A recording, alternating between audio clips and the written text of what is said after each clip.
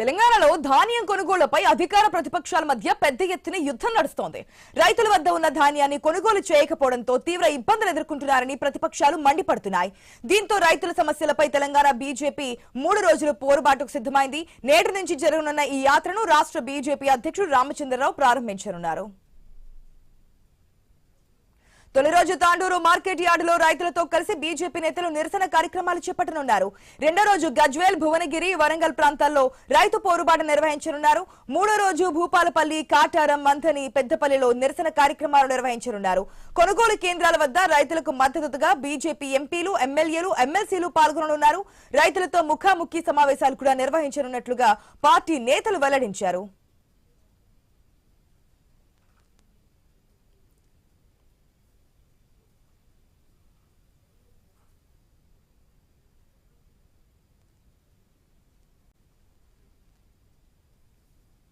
మనం ఇంతకుముందే మాట్లాడుకున్నాం, తెలంగాణలో దిగుబడి ఎక్కువగా ఉంది, కానీ కొనుగోలు కేంద్రాల దగ్గర రైతులు పడుతున్నటువంటి అవస్థలు కూడా అంతే స్థాయిలో ఉన్నాయి.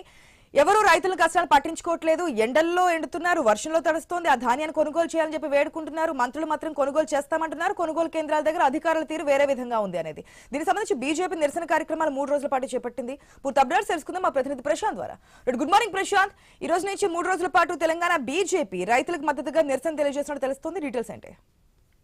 ఏసాషా తెలంగాణలో రైతులు అయితే తీవ్ర పడుతున్నారు. దిగుబడి పెరిగిన ఆ ధాన్యాన్ని కొనుగోలు విషయంలో మాత్రము అధికారుల నిర్లక్ష్యం కారణంగానైతే రైతులు పడుతున్న ఇబ్బంది పైన ఇప్పటికే అటు ప్రతిపక్ష పార్టీలు ప్రెస్ మీట్ల ద్వారా మాత్రమే రైతులకు భరోసా కల్పించారు. అయితే బీజేపీ మాత్రం నేరుగా క్షేత్రస్థాయిలో రైతులు పడుతున్న బాధలను చూడడమే కాకుండా వాళ్లకు మోరల్ సపోర్ట్ గా నిలవడం కోసం అయితే రైతుగోసా బీజేపీ భరోసా పేరుతోటి ప్రజా ఉద్యమానికి శ్రీకారం చుట్టింది. ఈ రోజు నుంచి 3 రోజుల పాటు రైతుల కళ్ళల వద్దకు వెళ్లి రైతులు ఎదుర్కొంటున్నటువంటి సమస్యలు ఏంటి, రైతులకు ప్రభుత్వము అధికారులు అందిస్తున్నటువంటి ప్రస్తుత పరిస్థితులు ఎలా ఉన్నాయి, ఎందుకు అధికారుల నిర్లక్ష్యం వహిస్తున్నారు, దిగుబడి పెరుగుతుందని ముందస్తుగా ఎందుకు అంచనాలు వేయలేకపోతున్నారు అనేది ప్రశ్నించడానికి ఈ రోజు బీజేపీ తెలంగాణ చీఫ్ రామచంద్రరావు ప్రత్యక్షంగా నేరుగా ఈ రోజు నుంచి రైతు గోసా బీజేపీ భరోసా పేరుతోటి ఉద్యమానికి శ్రీకారం చుట్టారు. అయితే 3 రోజుల పాటు సాగేటువంటి బీజేపీ యాత్రకు సంబంధించి వివరాలైతే ఈ రోజు తొలి రోజు తాండూరు మార్కెట్ యార్డులో రైతులను కలిసి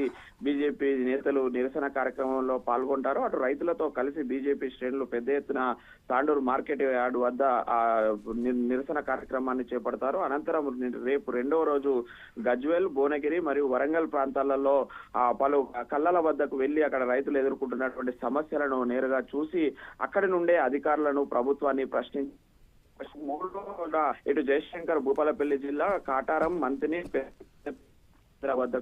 రైతులకు మద్దతుగా ఈ యొక్క నిరసన కార్యక్రమాలు చేపట్టాలని అయితే బీజేపీ భావించింది. దానిలో భాగంగానే ఈ రోజు తొలి రోజు అయితే మరి కాసేపట్లో బీజేపీ చీఫ్ రామచంద్రరావు నివాసం నుంచి బయలుదేరి తాండూరు మార్కెట్ యార్డుకు చేరుకుంటాడు. అక్కడికి బీజేపీ శ్రేణులు కూడా పెద్ద ఎత్తున తరలి వచ్చే అవకాశం అయితే ఉంది. ఇటు రైతులు ఈసారి యాసంగికి అటు పండ్లు కావచ్చు అత్యధికంగా పంటలు పండించడమే కాకుండా దిగుబడి కూడా పెరిగింది. అయితే ఆ దిగుబడిని అంచనా వేయలే ప్రభుత్వాధికారులు ముందస్తుగా చేపట్టాల్సిన చర్యలు చేపట్టకపోవడంతో అయితే రైతులు కళ్ళల వద్ద అరిగోసపడుతున్నారు. మనం ఐ న్యూస్ ద్వారా కూడా 2 రైతులు ఆ ముందు చూపు లేని అధికారుల వల్ల రైతులు సమస్యలు ఎదుర్కొంటారని కూడా మనం చెప్పాము. ఇది ఈ రోజు ప్రజా ఉద్యమంగా మలవడానికి మన ఐ న్యూస్ కథనాలు కూడా ఒక ఎత్తుగా ఉపయోగపడ్డట్టయితే మనకు స్పష్టంగా వస్తుంది ఆశ. అయితే ఈ రోజు ప్రారంభమైనటువంటి రైతు గోసా బీజేపీ భరోసా కార్యక్రమం ద్వారానైనా రైతులకు మేలునైతే అటు సంఘాలు కోరుకుంటున్నారు, రైతులు ముఖ్యంగా కోరుకుంటున్న పరిస్థితి అయితే ఉంది. మరి ప్రభుత్వాధికారులు